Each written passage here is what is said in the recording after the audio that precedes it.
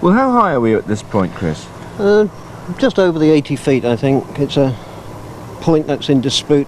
Possibly the height of windmills is very, very tricky subject. So how high would she be, say, if this sail had been replaced, how high would she be right to the tip of the sail? She'd be operating about the 125 feet.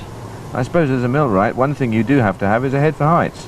I think anyone who works on mills has got to have head for heights. The fact that the mills are constructed like this, extremely tall structures, does it make it very difficult doing certain, even simple maintenance jobs on them? Yes, it does make it difficult, but you've got the problem of bringing material up. That's, carrying it up the stairs. You've got the problem of the wind. There's always wind, even today, it's a lovely day and we've got a breeze enough to move, fluff your shirt. Well, let's look again at the problem of the sails themselves. How bad is the deterioration? Well, I don't know, let's see, shall we?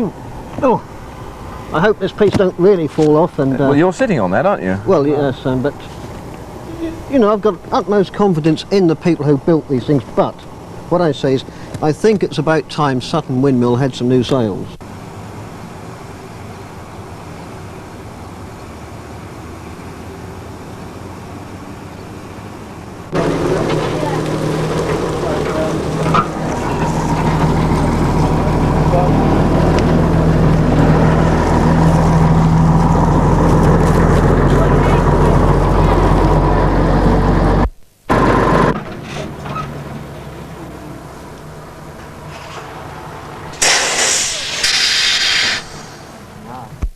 I thought perhaps the driver had done a bunk with it, or I don't know, what drivers do with stuff, but it's here and I'm pleased, Now all we've got to do is get it in the yard, and then we've got to get it out again sometime in the spring.